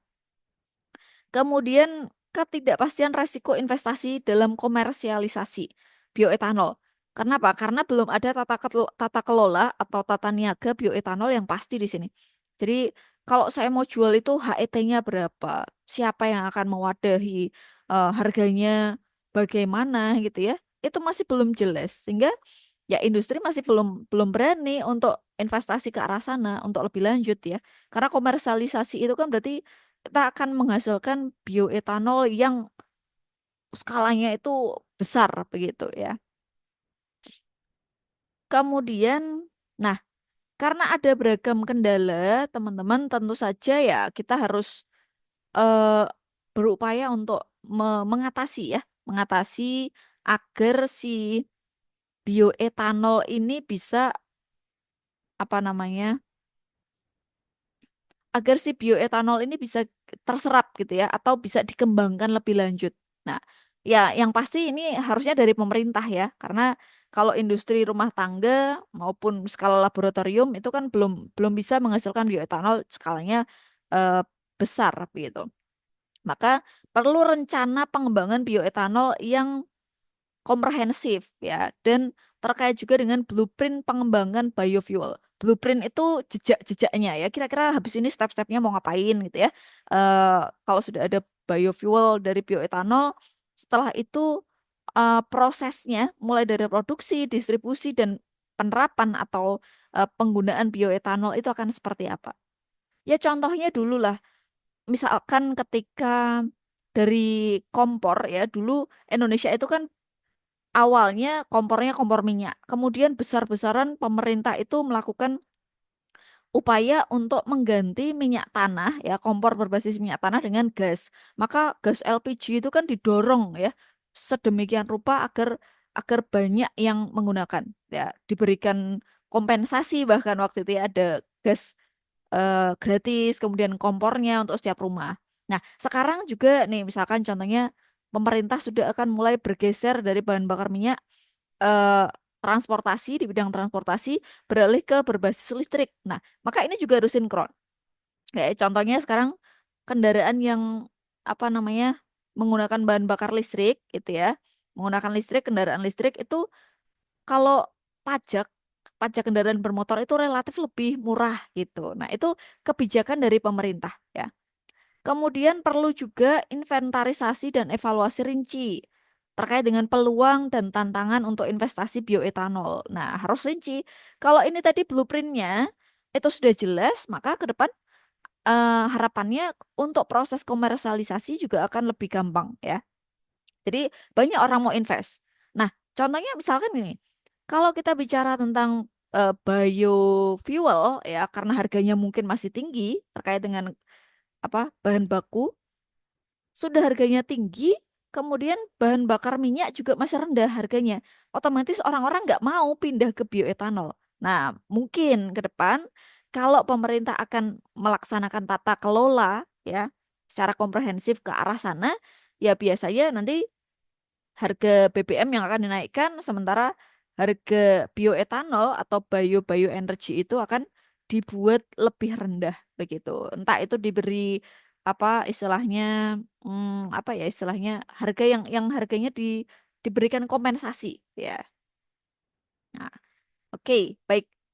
Ya, teman-teman, mungkin sampai sini dulu pertemuan kita hari ini. Nah, untuk mengakhiri pertemuan kita, saya ada kuis refleksi, teman-teman ya.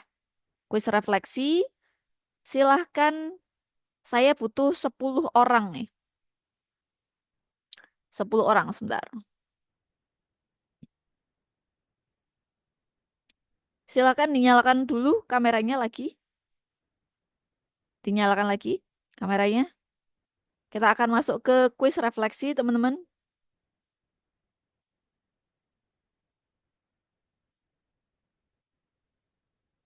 Yuk, silakan dinyalakan.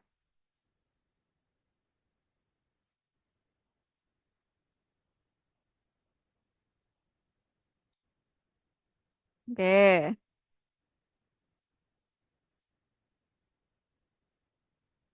sudah? Ya. Ini sebagian ada yang belum nyalain kamera. Yuk, ini orangnya kemana nih? Kita mau refleksi dulu sebentar.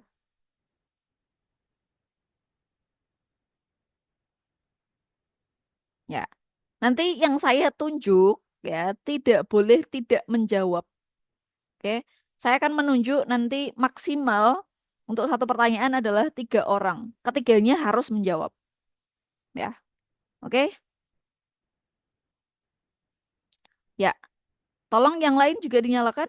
Masih ada Mas Lutfi, kemudian Mbak Ziber, Mas Ade Saputra, Mbak Nancy. Yuk, silakan yang lain dinyalakan dulu.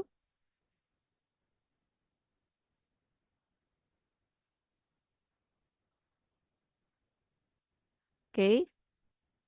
Mbak Galuh. Ya. Oke, saya share ya. Nanti kita akan tunjuk 3 orang per pertanyaan ya. Maksimal 3 orang. Ya. Untuk pertanyaan yang pertama, mengapa saat ini di tingkat nasional maupun global mengalami ancaman krisis energi? Nah, ini ya pertanyaan yang pertama. Saya mau tanya kepada hmm, Apa ya? Deng deng deng deng. Ah, ini tegang.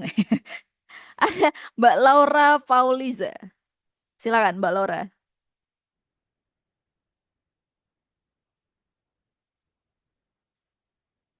Halo, Mbak Laura?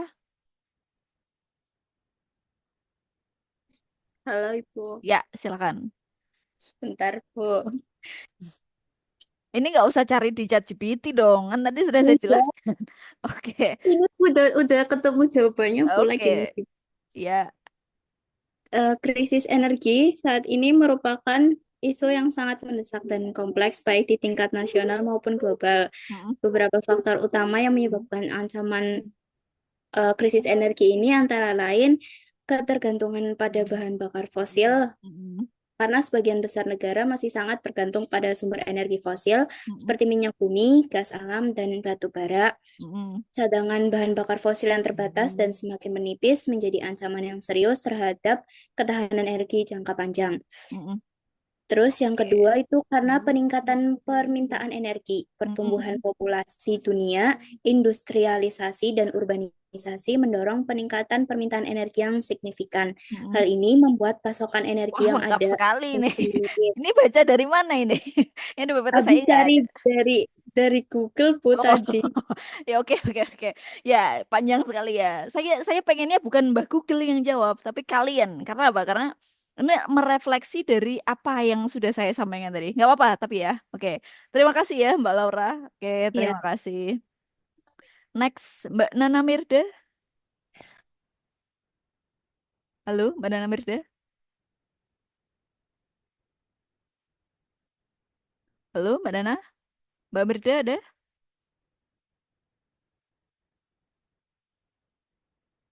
Halo, Mbak Mirda.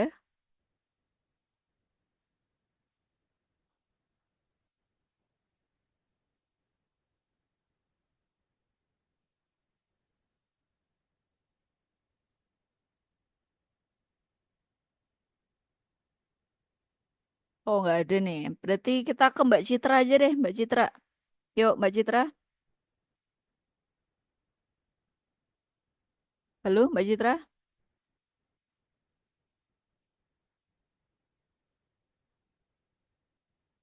Kok nggak ada semua orang-orangnya pada kemana ini ya? ya Bu. Ya. Halo, Mbak Citra. Iya, Bu. Ya, on cam dulu, on cam dulu. Maaf Bu, izin menjawab. Ya, silakan Mbak Citra. Mengapa saat ini di Indonesia maupun skala global ya mengalami ancaman krisis energi? Yuk.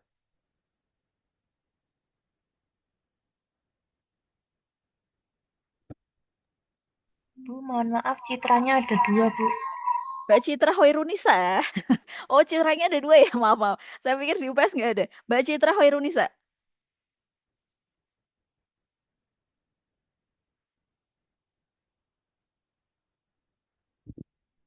Saya nggak hafal namanya. Halo, Mbak Citra? Baik, Bu. Ya, Mengapa saat ini di tingkat nasional maupun global mengalami ancaman krisis energi? yang agak kenceng suaranya. Mengapa saat ini di tingkat nasional maupun global mengalami ancaman krisis Mm-mm. energi? Dari hasil materi yang tadi disampaikan Bu ini tadi, menurut saya itu karena adanya bahan fosil yang tidak diperbarui. Mm-mm.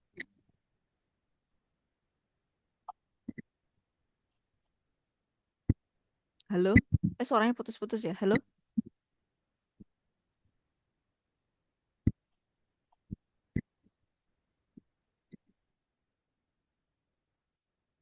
Halo, Mbak Citra?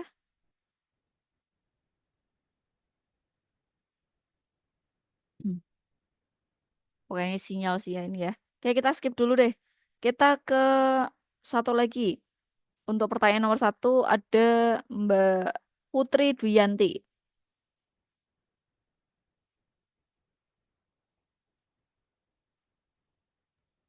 Untuk pertanyaan nomor berapa, Bu? Nomor satu, masih nomor satu.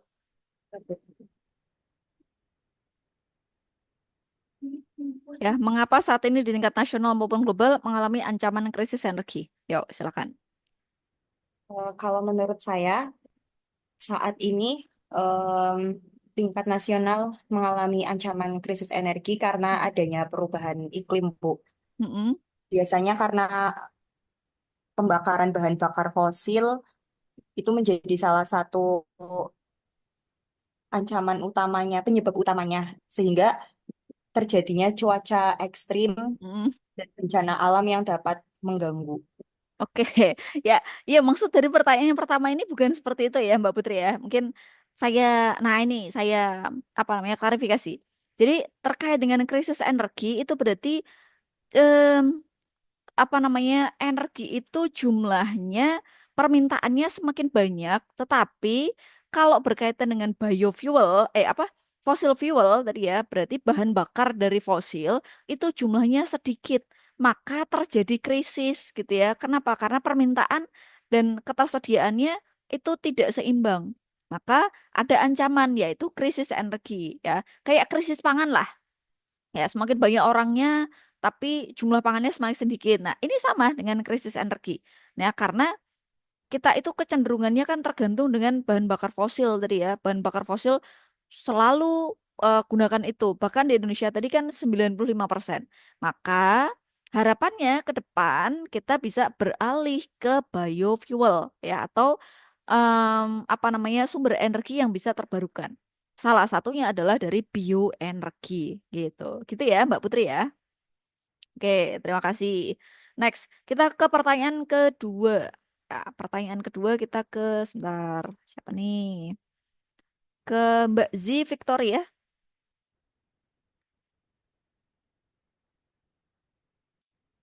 Mbak Z Victoria. Ya, bahan apa saja yang termasuk dalam biomasa? Tadi kata kuncinya adalah bio dan masa. Ayo,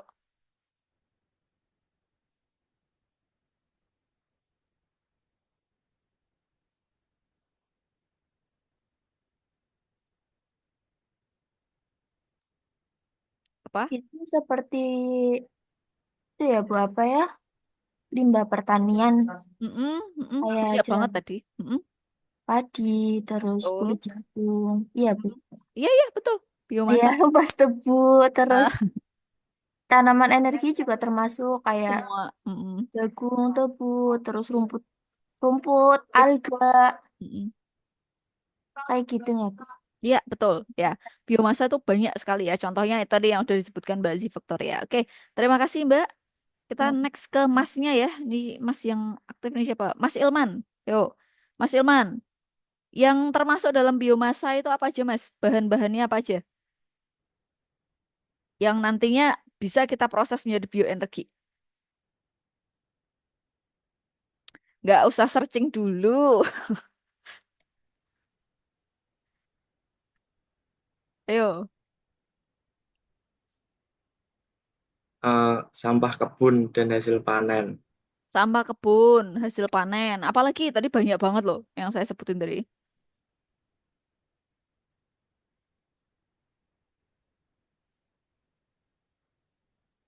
kotoran, limbah, Iya, limbah. Limbah apa? Yang dimaksud limbah di sini limbah apa? limbah Yang organik sifatnya atau yang anorganik? organik. Organik ya, yang dia berasal dari agen hayati pokoknya ya. Kalau kayak plastik tidak masuk ke biomasa ya. Oke, terima kasih Mas Ilman. Satu lagi yang Mas ya. Ini siapa yang aktif nih kok nggak ada Mas-masnya? Mas. Oh, Ade Saputra, Mas Ade, Mas Ade ya ini ya. Mas kan bukan Mbak kan? Nggih, Bu, Mas. Iya, iya silakan Mas. Nomor dua, bahan apa yang termasuk dalam biomasa?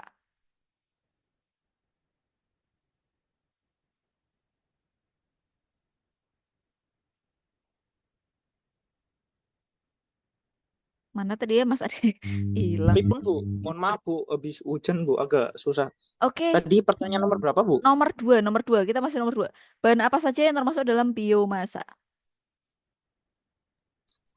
Bahan biomasa. Bahan yang termasuk biomasa, jagung, Mm-mm.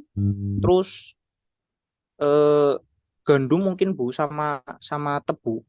Oke, itu bisa. Kalau itu kan bukan limbah ya. Kalau yang termasuk limbah, Kalau yang termasuk limbah mungkin eh, rumput, mm, apalagi? rumput mungkin Bu. Terus sama ampasnya dari tebu mungkin Bu. Oke, ampas tebu ya. Oke, boleh. Terima kasih, Mas Ade. Ya. Next, kita ke pertanyaan selanjutnya ya. Nomor 3 yaitu bagaimana proses pembuatan bioetanol. Yuk, silakan satu orang kita ke Mas Haikal. Baik Bu, yang dari tadi yang saya dengarkan atau saya perhatikan, yang pertama itu ada apa namanya, yang intinya itu proses yang dimana kita tuh mengolah bahannya tersebut menjadi bahan yang mudah untuk terurai seperti dipotong-potong, intinya Ya. partikel bahannya Mm, mm, mm, mm. diperkecil gitu.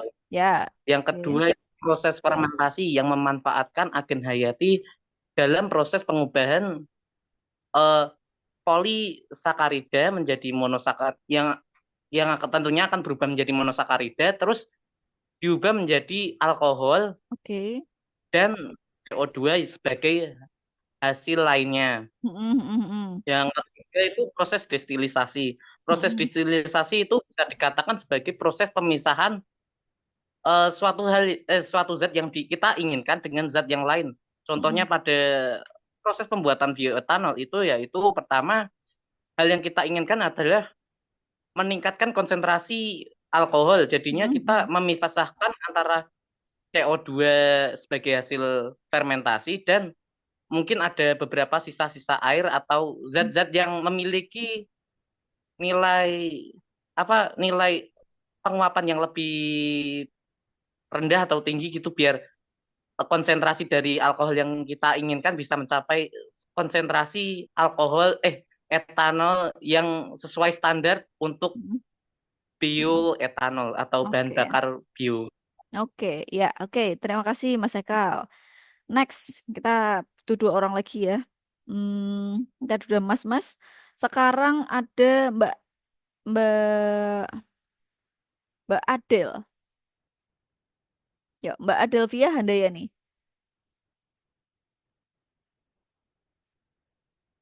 Ya, Bu, baik. Dari yang saya dengarkan tadi, untuk yang pertama, persiapan bahan baku itu juga penting. Mm-mm. Terus, fermentasi, sama Sebelum fermentasi apa tadi? itu saya lupa, Bu. Gelatinasi ya. Kita potong-potong, kemudian nanti bahkan ada proses yang namanya sakarifikasi. Oke. Oh, ya. Terus yang terakhir ada tadi yang saya dapat itu distilasi. Mm-mm, mm-mm. Oke, distilasi. Oke, baik. Terima kasih. Next, kita ke satu orang lagi. Ada Silva, Mbak Silva Sabila. Halo, Mbak Silva. Halo, Mbak Silva. Nggak ada nih ya. Mbak Ikvina. Gitu, Bu. Mbak Ya, Silva tadi ada. mikrofonnya ada, Bu. Siapa? Tadi Ada, oke, mikrofonnya oke. nggak bisa dinyalakan. Oh iya, iya. Oke, oke. Silakan, Mbak Silva. Bagaimana proses pembuatan bioetanol? Eh, Kalau berdasarkan literatur yang saya baca ya Bu, proses pembuatan bioetanol ini melibatkan beberapa serangkaian tahap yang bisa Mm, dibilang itu kompleks. Ya, mm, mulai dari pengumpulan bahan baku hingga produksi bioetanol yang nantinya digunakan. mm. Hmm, Ya, proses Kalau bisa produksinya bagaimana? dijelaskan, ya, Yang tadi kita secara udah jelas. rincinya. Mm-mm. Ada 3 Ya, step ya kalau tadi saya jelaskan.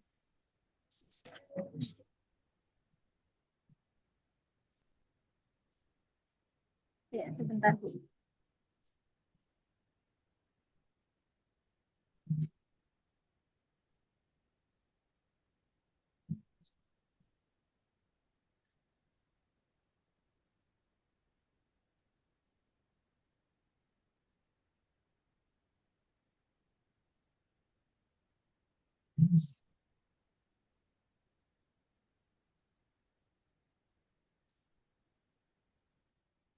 Halo? Gimana Mbak Silva? Ada 3 tahap ya tadi ya? Oke. Kita skip ya karena Iya, Ibu. waktunya terus berjalan dan nanti kita masih akan sedikit membahas tentang proyek ya. Jadi untuk proses pembuatan bioetanol tadi ada 3 step utama, tapi di awal harus diawali dengan pemrosesan bahan baku ya. Jadi bahan baku tadi apakah akan langsung digunakan atau akan kita simpan dulu tadi ya. Entah itu kita keringkan, kita apa tadi? Kita parut atau bikin chip gitu ya tadi ya dengan slicer. Nah, kemudian nanti ada proses yang namanya gelatinisasi. Kita bikin kayak bubur, dibikin sup gitu. Kemudian ada juga proses sakarifikasi sebenarnya. Tapi di situ tadi tidak saya tuliskan karena sakarifikasi ini biasanya digunakan untuk memotong atau menghidrolisis gitu ya. Kalau dia itu sudah sumber gula, maka tidak menggunakan tahap ini. Kemudian ada tahap selanjutnya adalah fermentasi. Nah, fermentasi berarti kita melakukan proses secara kimiawi ya, mengubah si gula yaitu glukosa menjadi C2H5OH atau etanol dengan bantuan apa? Mikroorganisme yaitu Saccharomyces yang biasanya kita dapatkan dari ragi atau yeast gitu ya. Dan hasil sampingannya adalah CO2. Nah, karena masih mengandung CO2 dan mungkin juga ada airnya, maka kita proses lebih lanjut dengan distilasi, teman-teman. Distilasi itu adalah proses pemisahan campuran ya. Kalau konvensional biasanya 1 tahap, kalau dengan industri atau UKM biasanya sudah 2 tahap tadi ya. Ada beer column dan resiktik ya tadi ya. Untuk kolomnya ada dua tingkat gitu ya. Oke, baik teman-teman, saya rasa untuk penyampaian materi hari ini mungkin itu dulu ya. Selanjutnya saya akan menjelaskan untuk yang proyeknya teman-teman. Nah, dari hasil apa yang sudah saya baca dan saya lihat dari proyek yang teman-teman kumpulkan kemarin, walaupun belum semua gitu ya. Tapi rata-rata teman-teman itu membuat videonya masih kurang kurang tepat ya. Kenapa? Karena videonya itu masih berfokus kepada proses pembuatannya saja. Sementara penjelasannya ya teman-teman dari laporan itu kan berarti hasil dan pembahasan itu masih belum ada. Nah ini tolong nanti juga diperjelas ya. Jadi kalau sudah ada hasilnya, misalkan kemarin kayak ada yang bikin donat gitu, maka donat ini harus dijelaskan kenapa teman-teman milih ini untuk ketahanan pangan, hasilnya seperti apa gitu ya, dikaitkan dengan teori. Nah itu perlu dijabarkan ya, apa namanya? Dijabarkan di dalam video juga. Jadi teman-teman kayak presentasi gitu. Begitu ya, teman-teman ya. Nah, untuk next project ya yang maksimal dikumpulkan saat UAS ya, UAS itu adalah proyek fitoremediasi, teman-teman. Nah, proyek fitoremediasi berarti kita menggunakan tetumbuhan ya fito untuk melakukan remediasi terhadap suatu agen pencemar. Nah, entah itu nanti teman-teman akan lakukan pada tanah ataupun air ya di pertemuan ke-10. Nanti silakan dicek ya fitoremediasi itu yang seperti apa sih? Boleh teman-teman lihat di internet ya fitoremediasi. Jadi saya bisa menggunakan tanaman apa nih ya? Ada banyak sih ya, rata-rata ada yang pakai eceng gondok gitu ya. Kalau di air ya, di air karena bisa mengurangi kadar cemaran logam eh, logam berat yang ada di suatu perairan gitu ya. Nah, biasanya pakai itu yang paling gampang eceng gondok. Ada juga yang kadang-kadang ada pakai kangkung segala ya. Silakan nanti teman-teman cari, rencanakan agen fitoremediatornya apa ya. Berarti tanamannya saya mau pakai apa? Berdasarkan jurnal. Nah, itu adalah proses perencanaan, teman-teman ya. Setelah itu nanti ditanam, entah itu kalian mau tanamnya di tanah ataupun di air. Nah, silakan direncanakan juga alat dan bahannya dilakukan. Ini tidak bisa dilakukan dalam waktu singkat ya. Beda dengan yang kemarin. Mungkin kalau kemarin fermentasi itu ada yang singkat begitu, tapi kalau yang ini kita butuh waktu yang lebih lama. Karena apa? Karena menanam ya. Tanaman itu tidak bisa sehari 2 hari langsung me, meremediasi kadar cemaran ya. Maka tolong teman-teman dimulai dari hari ini silahkan langsung direncanakan dengan kelompoknya. Nah, kelompoknya bebas ya, mau sama dengan kemarin atau mau membentuk lagi dengan judul proyek yang baru ya. Walaupun fitur remediasi, tapi tolong judulnya dalam waktu 1 minggu ini silahkan diserahkan. Nanti diserahkan di grup seperti kemarin ya, biar teman-teman tidak keteteran atau tidak terburu-buru nanti menyelesaikannya saat UAS. Begitu ya. Oke. Sebelum saya akhiri, mungkin apakah ada yang mau ditanyakan untuk proyeknya?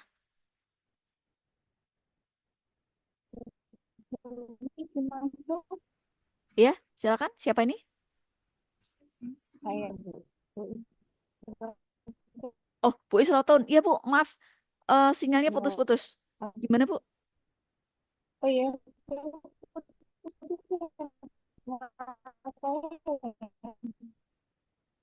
Halo, Bu. Suara saya jelas Bu.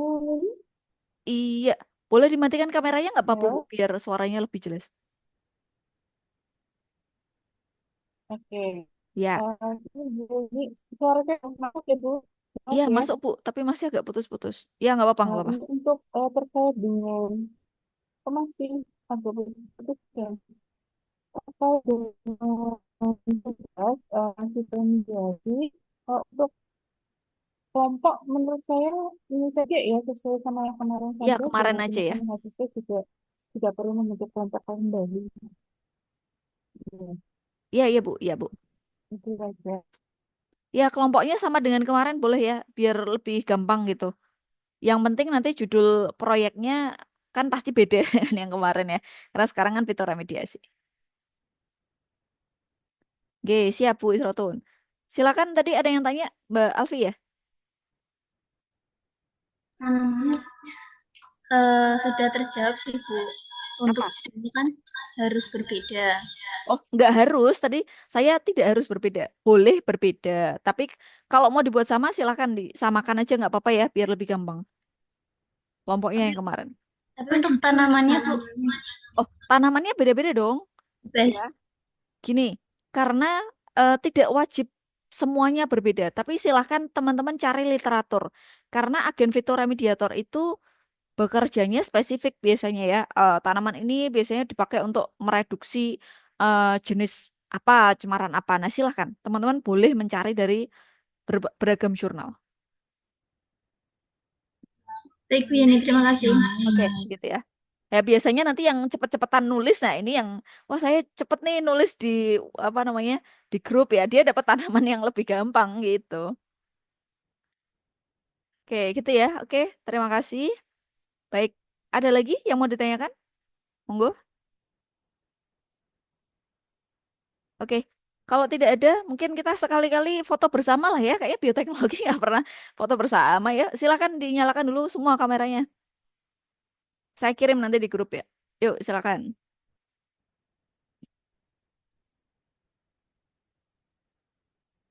Ya, nyalain dulu. Mbak Selvi, Mbak Nur Ainun, Mbak Iski, yuk semua dinyalakan. Mbak Mirda, tanpa terkecuali ya. Biar saya tahu nih beneran ada nggak ini orangnya.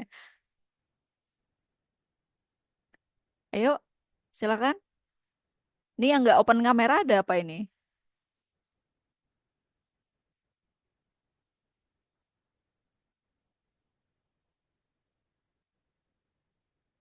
Halo? Sudah? Ini sebagian ada yang nggak open kamera nih. Oke, oke kita foto ya. 1, 2, 3. Ya, ini untuk slide yang pertama. Sebentar, saya save dulu nih.